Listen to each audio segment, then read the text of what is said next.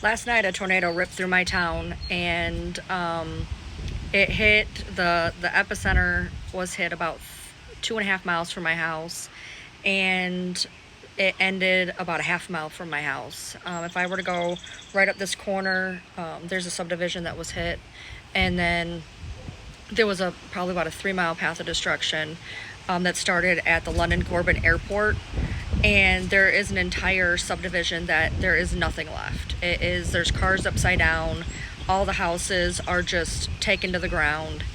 And last night, out of nowhere, we got a tornado warning, and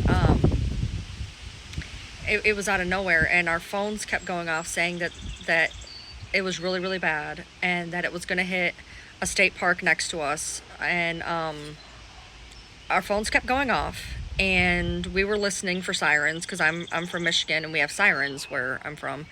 And so we had the windows open, and we were listening for sirens, and there was never a siren never went off. Apparently we only have one that's in town, and I live out of town, so there was no sirens. And so my husband's phone was going off more than mine, including his watch, and my phone went off a handful of times.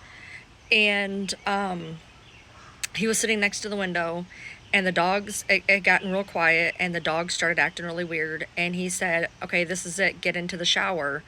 And I took my blanket and we wrapped it around the glass in the shower, and me and Sissy got into the shower stall. I have a big double shower stall, and I grabbed her, and as you guys know, I have 9 dogs, and I have goats and pigs outside. And it was out of nowhere. Like, one minute we were under a warning, and the next minute it was like imminent danger, lives will be lost, and I've never seen a warning like that in my life.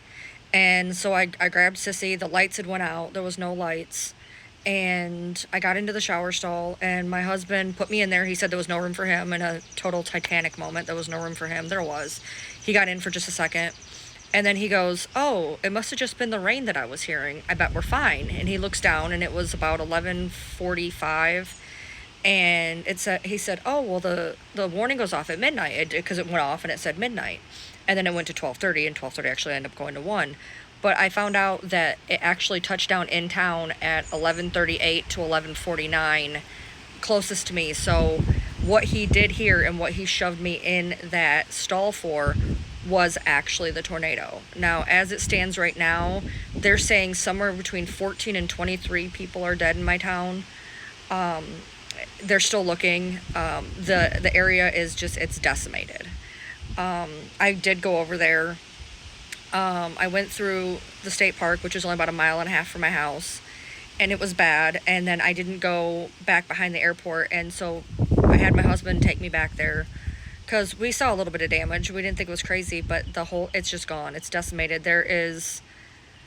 It's awful. I was crying. I have a video up of what it looked like when I drove through there, and my husband's like, stop video recording, these people lost everything. And I'm like, people need to see what happens when you don't have a warning system. If you did not have a phone last night, you did not know this was coming. There wasn't a lot of storms. It was not storming when this happened. It went from, we were playing a video game on PS5 to, we're under a tornado warning. And it started thundering and lightning, and the storm didn't even get bad where I was. Like, there was a lot of lightning. The rain wasn't that bad. It hailed for a hot second. There was a lot of lightning, but there was never really a horrible storm. So if you just woke up and thought, oh yeah, there's just a little bit, no, it came out of nowhere.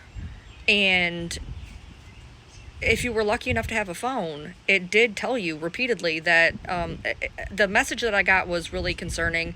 It literally said, find a place you're going to die, essentially. Mobile homes will be destroyed. This is a life-ending event. And I live in a modular on a cement base, so I don't have a basement. Most people in Kentucky don't have basements. And it was late. It was almost midnight, so there was no stores open to go to. I was going to try to make it to the gas station. He did not want me in a car because we didn't know what direction it was coming from. It said originally it was coming from Somerset, but this one, I think, possibly was separate from it, because that one looked like it was going north. We were watching on the radar until we lost power, and looked like it was going north of us, but this was actually a little bit south and west of us. So we went out today, and there's a lot of food stations. There is some places that are holding, housing people. The high school is open and housing people. There is a couple different places that have food. We did not have power until about an hour ago, so we were out of power for, I don't know, about,